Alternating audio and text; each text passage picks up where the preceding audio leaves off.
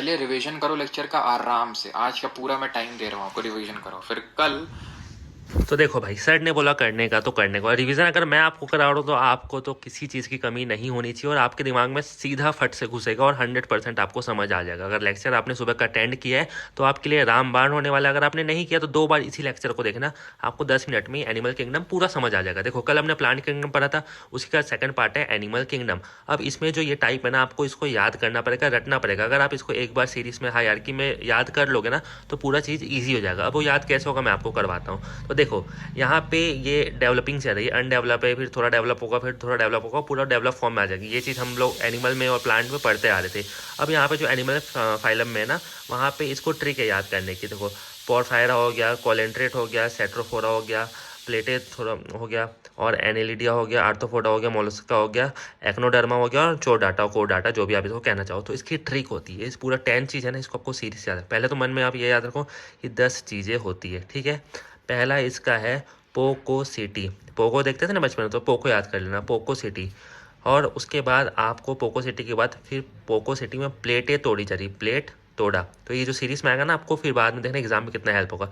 Plate तोड़ी जा रही, कौन तोड़ रहा है? अन्ना तोड़ रहा है, और उनको आर्थ्रोपोडा की बीमारी हो गई है। इतना बस आपको याद हो गया। अब 8, 9, 10। 8 में आपका एम होगा, 10 में आपका सी होगा। आप गाली देते हो ना MC, बस उसको रिलेट करना, दिल पे मत लेना भाई।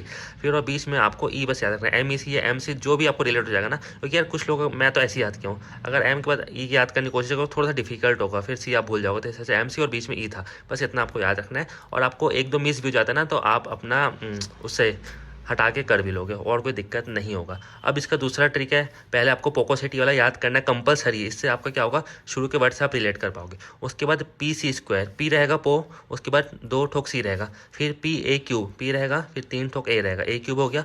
उसके बाद MEC, बस इतना। अब यहाँ पे जो 3 स्टार्टिंग के फर्स्ट है ना, वो सेल रहेगा, सेकेंड टिश्यू रहेगा, फिर टिश्यू रहेगा, फिर अपना फोर्थ वाला ऑर्गेन रहेगा, और फिर उसके बाद पूरा ऑर्गेन सिस्टम रहेगा। तो सिंपल से है, पहले का जब शुरू में है वो सिर्फ सेल से बनेगा, दूसरा रहेगा सेल्यूकस बोलो, सेल बोलो, जो भी। सेकंड टिश्यू रहेगा, थर्ड भी टिश्यू रहेगा, फोर्थ इसका ऑर्गेन रहेगा, और बाकी पूरे ऑर्गेन सिस्टम रहेंगे। आप आराम से एलिमिनेट कर सकते हो। ये सेम चीज़ लिखा तो मैंने इसको शॉर्ट में यहाँ पे कर दिया, ठीक है। अब हम आते हैं इसके बॉडी टाइप की तरफ। Body symmetric. अब सिमेट्रिक होता क्या है ना, कोई भी चीज़ को अगर आप 20 से काटोगे, कोई भी पॉइंट से काटोगे, तो वो 2 टुकड़ों में इक्वल डिवाइड होनी चाहिए और दोनों में आधा आधा सेम दिखना चाहिए। अब नो सिमेट्रिक कौन सा टाइप आता है? प्रोफायरा, ठीक है, पोको सिटी का स्टार्टिंग का पो। अब ये क्या होता है, अदरक की तरह कैसे भी उग जाता है। मतलब कि अगर मैं इसको 20 से ऐसे काट दूँ तो आधा इधर कुछ भी शेप हो सकता है, इधर कुछ भी शेप हो सकता है, 50-50% इक्वल नहीं होगा।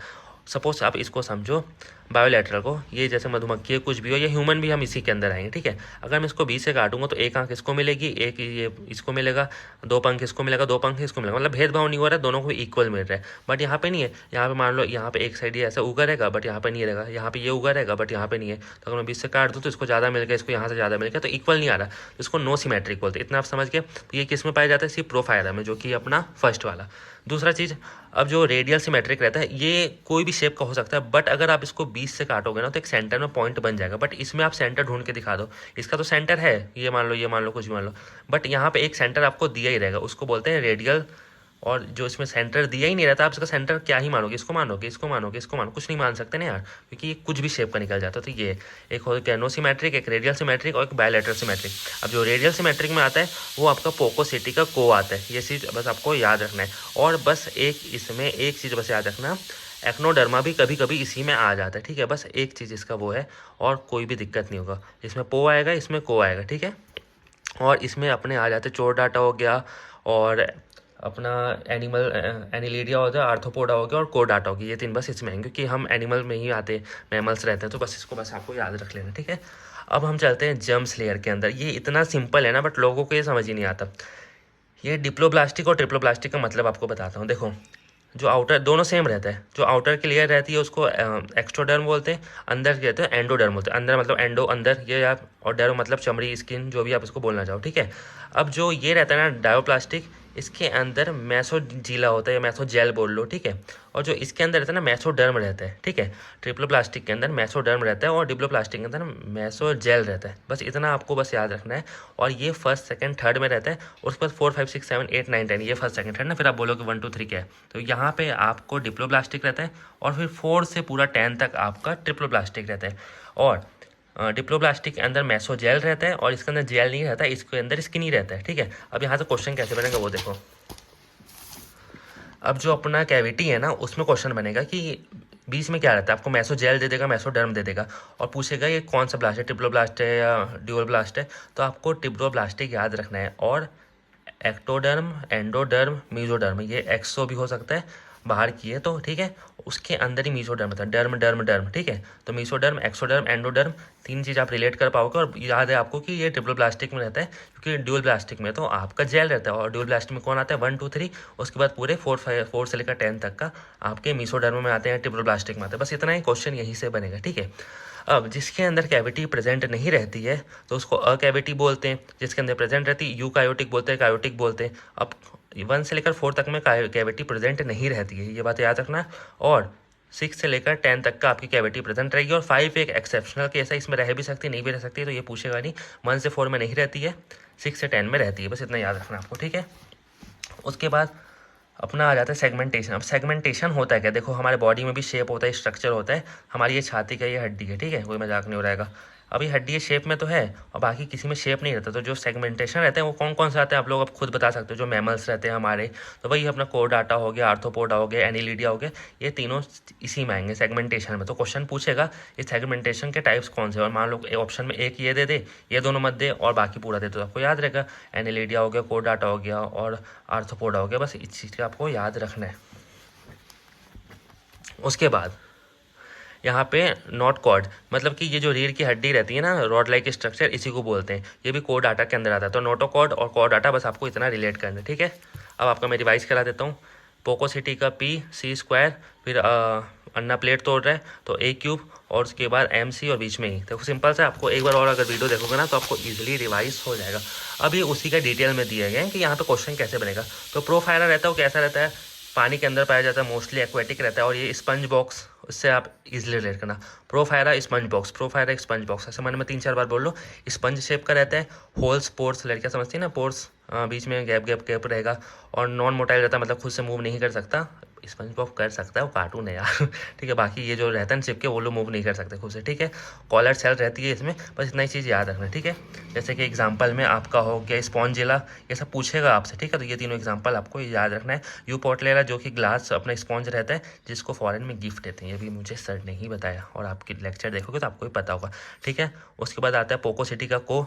अब इसमें जो आपको एग्जाम्पल याद रखना है, पर्पल जेली, हाइड्रा, सिर्फ एग्जाम्पल याद रखना है, ये सब पढ़ने की जरूरत नहीं, क्योंकि वो तो मैं आपको समझा दी हूँ, ठीक है। अब पोकोसिटी CT में आपका जो सी वॉलनट हो गया, कॉम जेलिस हो गया। सिर्फ एग्जांपल इतना याद रखोगे, यही पूछेगा, उतना डीप नहीं पूछेगा। आप पूरे सब्जेक्ट तैयारी करोगे इतना भी भूल जाओगे, तो इसलिए बोल रहा हूँ, बस मेन चीज़ आपको याद रखना है। अब प्लेटें तो रहा है, प्लेट फ्लैट फ्लेम सेल्स रहती है और प्लेट से फ्लैट, बस आपको इतना याद रखना है। इसके जो आपके एग्जाम्पल है सकर हुक और टेप वॉर्म, और टेप वॉर्म भी फ्लैट रहता है, तो आप इस तरीके से रिलेट कर सकते हो, ठीक है। सिर्फ एग्जाम्पल आपको उसमें देखने हैं। उसके बाद एनालिडिया में लीचेस हो गए, आर्थ्रोपोडा में आपके सब आ जाएंगे, जैसे कि ये आपका बटरफ्लाई हो गया, मॉस्क्यूटो हो गया, क्रैब हो गया, सिल्वर फिश हो गया, ठीक है। हेड, थ्रोक्स और एब्डोमेन, इतना बस आपको याद रखना है। और माउसेला में आपकी स्नेल्स आ जाएंगे और एक कैटल फिश आ जाएगी। और आप लोग सोचोगे कि ये कैटल फिश अगर इसमें होगी तो आप गलत हो जाओगे, क्योंकि कैटल फिश इसमें होगी, कुछ एक्सेप्शन है, ठीक है।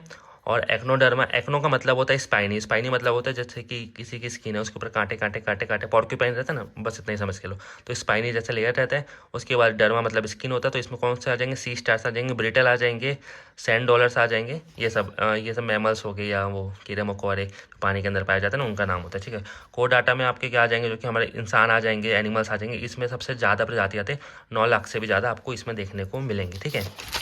यहाँ से चालू हो जाता है आर्थ्रोपोडा से, आपको 9 लाख से भी ज़्यादा जनजातियाँ देखने को मिलती है।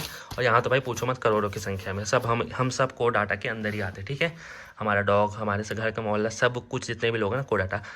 अब यहाँ पे आप चलो, जैसे कि चैम्बर्स के बारे में हम जानते हैं, कि जो हमारे फिशेस रहती है ना, उसके अंदर 2 चैम्बर रहते हैं और सब कोल्ड ब्लड रहते हैं। और जो हमारे रेप्टाइल्स रहते हैं ये भी फोर हार्ट चैम्बर के रहते हैं। उसके बाद जो ह्यूमन रहते हैं, मैमल्स रहते हैं, वो भी 4 हार्ट चैम्बर्स के रहते हैं। बट एक एक्सेप्शन है, जो क्रोकोडाइल है वो यहाँ पे 4 हार्ट चैम्बर का रहता है, बाकी रेप्टाइल 3 हार्ट चैम्बर के रहते हैं। हाँ बस मुझे सॉरी यही आपको बताना था कि रेप्टाइल में सब 3 हार्ट चैम्बर रहते हैं, सिर्फ क्रोकोडाइल 4 हार्ट चैम्बर रहते हैं। और जितने भी मैमल्स हैं 4 हार्ट चैम्बर के रहेंगे। एव्स मतलब पंछी हो गया, ये भी 4 हार्ट चैम्बर के रहेंगे। और बाकी जितने भी है वो 3 हार्ट चैम्बर के रहेंगे, जैसे कि फ्रॉग हो गया, टोड हो गया, और जो फिशेस है वो 2 हार्ट चैम्बर की रहती है। ठीक है, और कुछ पढ़ने की जरूरत नहीं है। हो गया आज का लेक्चर खत्म। और अब मुझे आप लोग बताओ कि चैनल में 1000 सब्सक्राइबर कब करवा रहे हो, तो जल्दी से सब लोग सब्सक्राइब कर दो। और अगर आपको रिवीजन सीरीज पसंद आ रही है तो फॉलो करो, क्योंकि जब तक रिवीजन चलेगा या सर की क्लासेस चलेगी, रिवीजन सीरीज डेली आते रहेगी। सपोज अगर PYQ सीरीज 2025 CGL के लिए भी आता है ना, तो आप लोग तो अभी सो जाओगे, फिर 2-3 महीने बाद होश आएगा। तो चैनल को सब्सक्राइब करके रखे और आपका डेली फायदा होते रहेगा। तो सब लोग लाइक कर दो, सब्सक्राइब कर दो, और कमेंट में अपना फीडबैक दो, आपको कैसा लगा रिवीजन सीरीज। और कुछ गलती हो जाए तो अपना सजेशन दे देना। मिलते हैं नेक्स्ट वीडियो में। Thanks for watching.